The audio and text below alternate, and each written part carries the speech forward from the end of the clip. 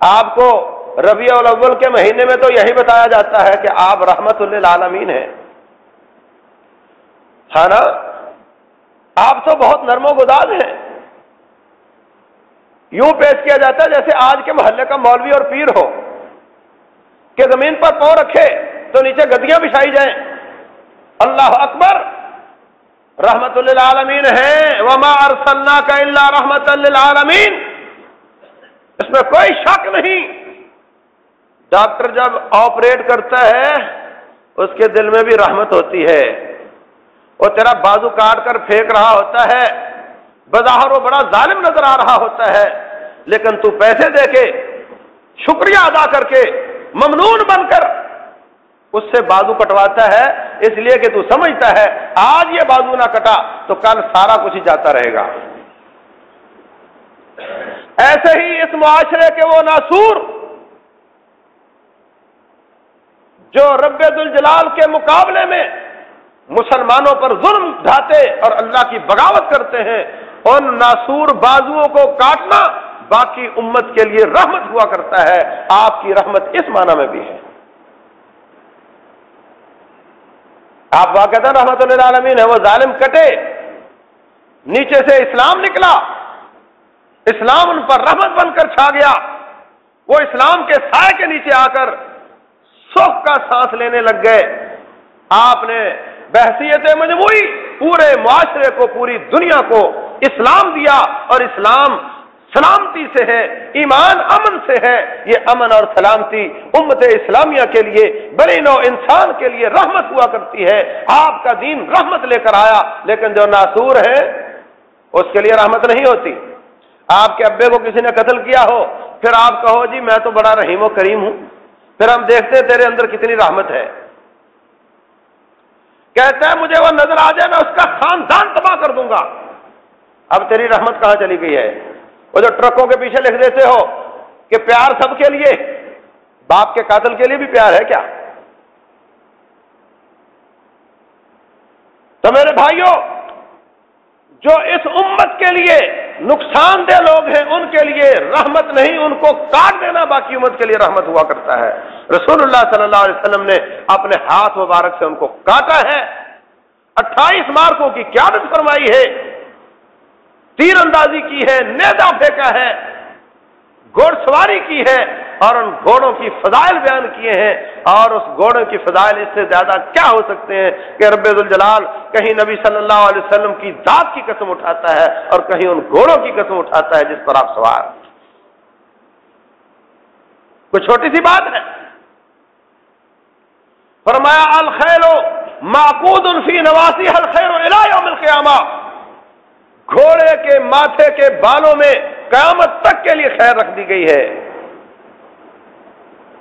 اور سنو، فرمایا وَأَعِدُّوا لَهُم مَّا اسْتَطَعْتُم مِّن قُوَّةٍ وَمِن رِّبَاطِ الْخَيْلِ، ان کافروں کے لیے قوت تیار کرو اور گھوڑے باندھ کر رکھو۔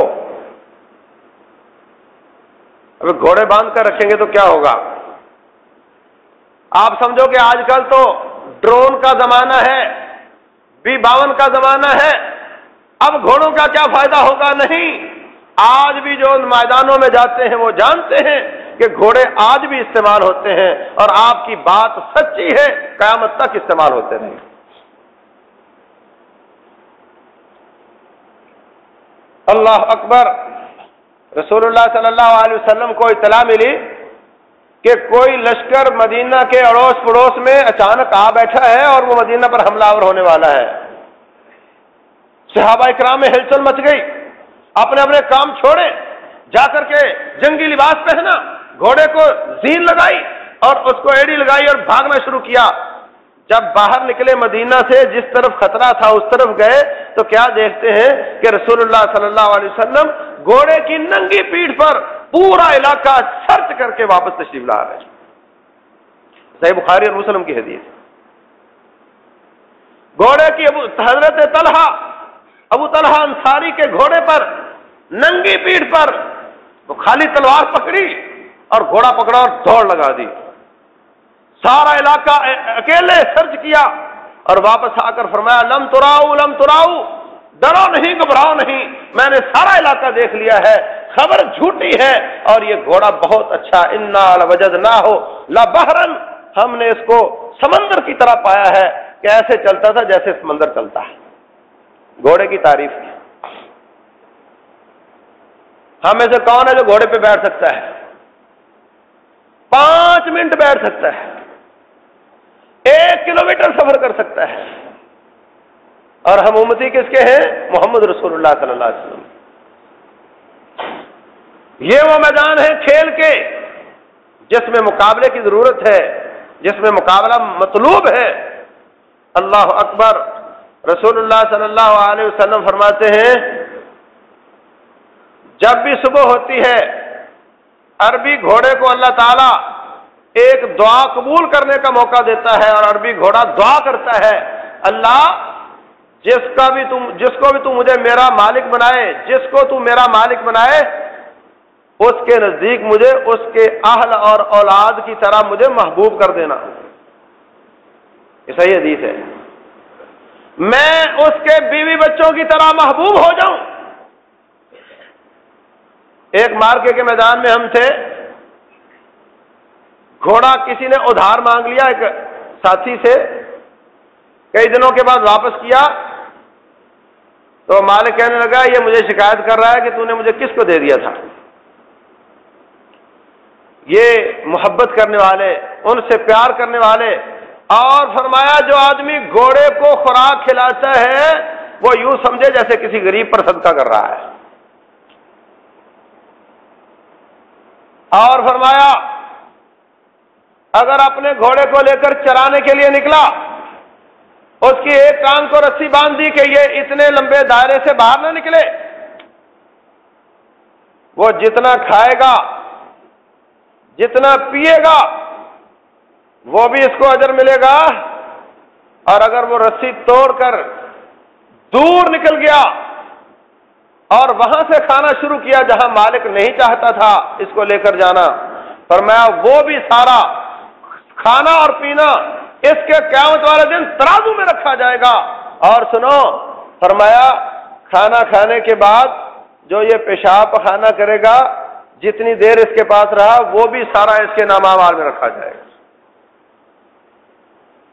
یہ رسول اللہ صلی اللہ علیہ وسلم کے فرمان۔ وَمِن رِبَاطِ الْخَيْلِ، ان کے لیے گھوڑے باندھ کر رکھو۔ یہ شعبہ ہی ایسا ہے جس میں اللہ تعالیٰ نے اتنے زیادہ اجر رکھے ہیں جو ساری روٹینوں سے ہٹ کر۔ اللہ اکبر۔ رسول اللہ صلی اللہ علیہ وسلم ثنیۃ الوداع سے مسجد بنی زریق تک آپ نے گھوڑ دوڑ کروائی۔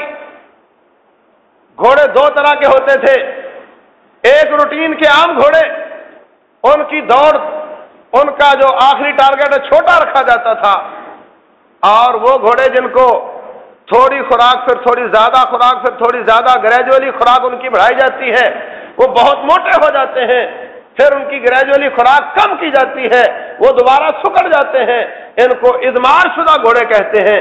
یہ ان کا اسٹیمنا زیادہ ہوا کرتا ہے، ان کی دوڑ لمبی کروایا کرتے تھے نبی صلی اللہ علیہ وسلم۔ آج کافر اپنے ملکوں میں، یہودیوں کی میں نے مثال پچھلے خطبے میں دی تھی کہ ان کے ملک میں کوئی سویلین نہیں ہے، ان کے ملک میں کوئی سویلین نہیں ہے، اور عیسائیوں کا آپ جا کر کے سرچ کر لو نیٹ پہ، سنائپر لکھ کر لو، 10 کمپنیاں آپ کو پرائیویٹ ایسی ملیں گی جو لوگوں کو بلاتی ہیں کہ آؤ ہم آپ کو تیر اندازی سکھاتے ہیں، ہم آپ کو سنائپر گن سکھاتے ہیں، اور ان کو دہشت گرد نہیں کہا جاتا۔ 10 کمپنیاں علل اعلان ویب سائٹس بنا کر بیٹھی ہوئی ہیں جو لوگوں کو یہ کہتی ہیں کہ آؤ ہم آپ کو تیر اندازی سکھاتے ہیں، آپ کو شمشیر زنی سکھاتے ہیں۔ شمشیر زنی کا معنی باقاعدہ لمبی لوہے کی تیز تلوار، اور دوسرا اپنے اوپر وہ مخصوص آلات پہن کر دفاع کرتا ہے، اور شمشیر زنی آج کافر اپنے جوانوں کو سکھا رہا ہے۔ तीर अंदाजी अपने जवानों को सिखा रहा है, जो कि कदीम तरीका हथियार है, और बाकी जदीद तरीन असलहा सिखाना, इसके लिए दंदनाती हुई अलल ऐलान डंके की चोट बेशुमार कंपनियां खुली हुई हैं जो अपनी आवाम को सिखाती हैं, और उनके यहां असलहे का लाइसेंस नहीं होता, असलहे का लाइसेंस नहीं होता। गोल्डा मेयर जब उनकी यहूदियों का मुकाबला हुआ, 6 मुल्कों से मुकाबला हुआ, और लोग कहते हैं चौमुखी लड़ाई, 6 मुखी लड़ाई लड़ी गोल्डा मेयर, उनकी वजीर आजम थी के सदर थी, और उसने अमेरिका से असलहा खरीदा और कहा हम एक वक्त खाना खा लेंगे, 2 वक्त नहीं खाएंगे, लेकिन ये असलहा लाजमी है। और ये बात मैंने सीरत मुस्तफा से सीखी है सल्लल्लाहु अलैहि वसल्लम। यहूदी भी असलहा रखें, हिंदू भी त्रिशूल तकसीम करें, ईसाई भी स्नाइपर सिखाएं, और मुसलमानों को कहा जाए कि नहीं नहीं तुम एक गेंद ले लो और 2 लकड़ियां ले लो और इनको मारते रहा करो, यही तुम्हारी कामयाबी। ला हौला वला कुव्वता इल्ला बिल्लाह। और सारी कौम का बेवकूफ बना दिया। इन्ना लिल्लाहि व इन्ना इलैहि राजिऊन। बड़े बड़े थिंक टैंकर, तली पर सरसों जमाने वाले, कारोबार में लोगों को बेच खाने वाले, इतने चालाक, और दिमाग का स्विच ऑफ कर दिया काफिरों ने, और सब बैठे हुए हैं। वो गेंद को लकड़ी मार रहा है और ये सब बैठे हुए हैं, सब काम छोड़कर बैठे हुए हैं। आज कोई मजदूर मजदूरी नहीं करेगा, फाका होगा।